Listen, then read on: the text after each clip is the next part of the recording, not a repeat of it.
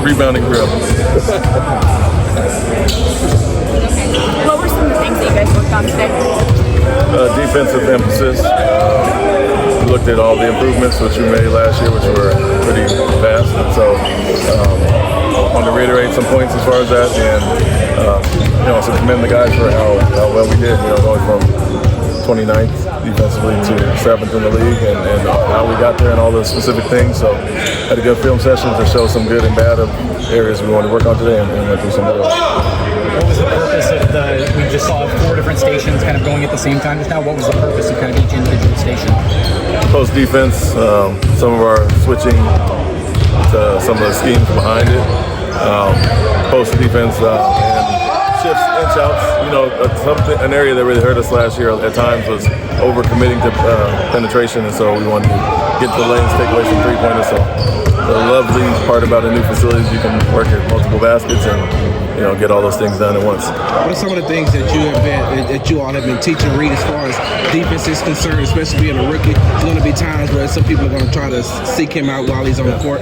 Yeah, first part is compete and have the edge chip on your shoulder as far as guys trying to go at you, but also ways to protect behind it, and what we'll do as a team to avoid some of those mismatches. So that's part of what we're working on today, is not only the switching the proper way and the technique as far as that, but how to protect behind it and get yourself out of trouble. You mentioned the value the other day of a man being able to play many positions.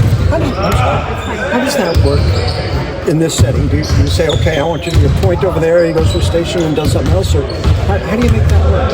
Well, on a defensive day, we're switching a lot of things, and he can guard everybody anyway, so that's not as important today. I think more offensively is the way you can use him. We do switch a lot, and he's a guy that can guard multiple positions as well as several of our guys. So it is what it is as far as that. But you still do want to teach some post defense and things like that, because he got hurt at times switching on the bigger guys on the rebound on the offensive glass and getting ducked in some. So that wasn't as evident today. It's more offensively that you figure out how to use him in different ways. If it's a scrimmage session, does it just depend on, okay, you're on the court with Fred, or no, you're on the court with Jalen? I'll say more in the half court.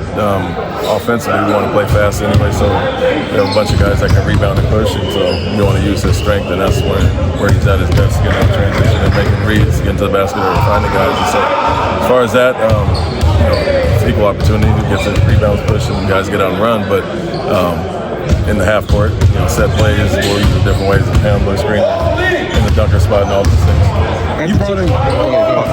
You brought in some veterans like Fred, Jeff, and Dylan to bring some leadership to the team. Is there any other young guys that's also stepped up in the year and a half that you've been here as far as being leaders on and off the court? Young guys, they're learning on the fly. I wouldn't say. I'd say Jalen and Alfie. They've been here the longest, so they're getting more comfortable as far as that, and they learned a lot from our guys last year that they can implement, but also use their voice as well. So although we love Steven coming in, he's pulling guys aside nonstop already. We want our young guys to take on that leadership role as well. After 2 days of training camp, how much of your philosophy and your coaching style that you brought in and implemented last year have you seen in the first 2 days of training camp this year? I think it's just, it's not your first time doing it. And so, like I said, we have these great film sessions where we can take a look at everything we did last year. And so just a quick refresher reminder of things we did well and things we can improve on, and then you take it right to the court, but it's not their first time seeing it. So, like I said, we're not going to skip any steps as far as building it back up, but it's also not your first time learning it, hearing about it, or trying to do it. And so it's just good for them to see it and get right back on the court and do it, so we can, like I keep saying, hit the ground running this year and not have to implement it as we go. We saw some footage yesterday, courtesy of the social team, of a kind of a 4-on-4 offense-defense drill. Kind of what's the purpose behind that drill, and what kind of went into some of the thought process and how those teams were divvied up? There was nothing specific about the teams. We just split up pretty evenly with guards, shooting guards, 3s, 4s, and 5s.